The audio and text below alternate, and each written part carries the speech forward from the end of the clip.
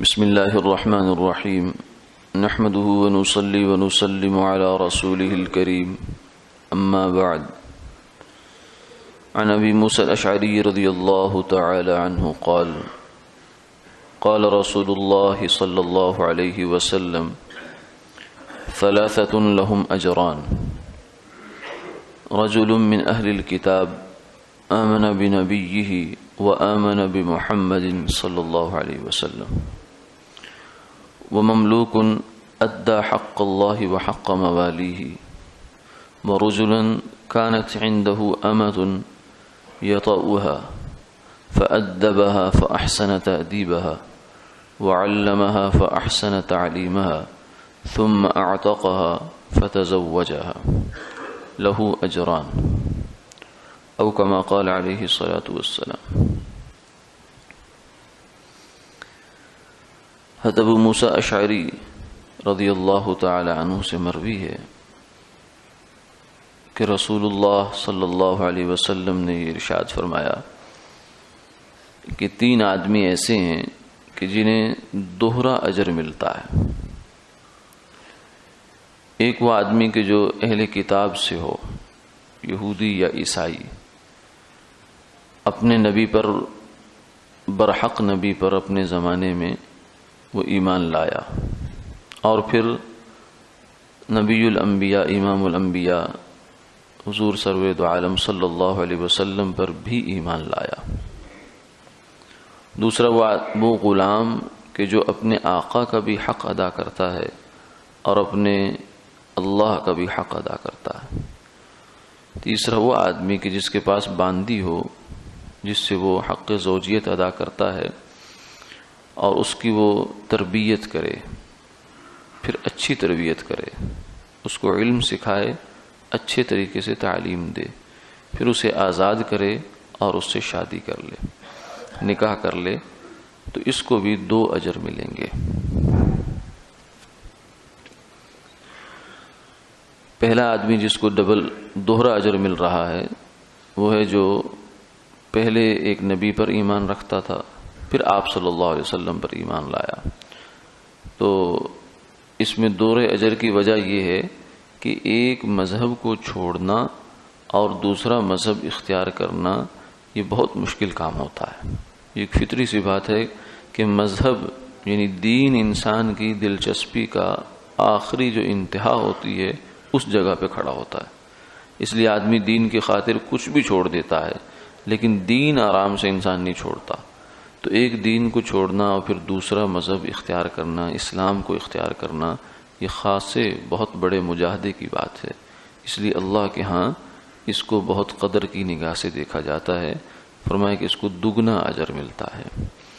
اور دوسرا وہ آدمی کہ جو غلام ہے یا ملازم ہے اور وہ اپنے مالک کا بھی حق ادا کر رہا ہے، خیانت نہیں کرتا، امانت اور دیانت کے ساتھ اپنے معاملات سر انجام دیتا ہے، اور ساتھ میں اللہ کا حق بھی ادا کرتا ہے۔ نماز کا وقت آیا نماز پڑھتا ہے، گناہوں سے بچنے کے لیے جو اللہ نے احکامات دیے ہیں وہ سب پر عمل پیرا ہے، اور تو اس شخص کو بھی اللہ کے ہاں سے دوہرا اجر ملتا ہے، ایک غلام کی آقا کی خدمت کا اور ایک اللہ کے حقوق کی ادائیگی کا۔ گویا کہ حقوق اللہ اور حقوق العباد، یہ دونوں کو ساتھ لے کر چلنا یہ انسان کی ذمہ داری ہے۔ کچھ لوگ کہتے ہیں جو حقوق اللہ کی خیر ہے حقوق العباد ہونے چاہیے۔ یہ جو ہم آپس میں خود ہی خیر بنا لیتے ہیں کہ یہ چھوڑ دے تو خیر ہے، یہ چھوڑ دیں تو خیر نہیں ہے، یہ ہمارے اپنے پاس سے خود ساختہ اصول ہیں۔ شریعت تو کہتی ہے دونوں کو ادا کرنا ہے، اور دونوں کی وجہ سے انسان کی پکڑ ہو سکتی ہے۔ تیسرا آدمی وہ ہے کہ جس کے پاس باندی ہو۔ یہ غلام یا باندیاں جہاد کے ذریعے سے بنا کرتے تھے۔ جب جہاد ہوتا تھا کافروں کے ممالک پر تو قید ہو جاتے تھے۔ اب قیدیوں کی ایک صورت یہ ہوتی ہے کہ ان کو قتل کر دیا جائے سرے سے، اس سے پہلے ایک صورت یہ ہوتی ہے کہ بالکل ہی چھوڑ دیا جائے ان کو، تو وہ تو پھر اپنے دشمن کو دوبارہ اپنے اوپر حاوی کر لینا ہے۔ دوسرا یہ کہ قتل کر دیا جائے، تو اتنے بڑے پیمانوں پر انسانوں کا قتل کرنا یہ بھی کوئی اچھی بات نہیں ہے۔ تیسری صورت یہ ہے کہ انہیں اپنے معاشرے کا حصہ بنا لیا جائے، اور ان کا معاشی نہ جیل میں ڈالا جائے بلکہ اور معاشی بوجھ بھی نہیں پڑے گا معاشرے پر بھی اور ان پر بھی، تو یہ غلامی کی صورت بنتی ہے.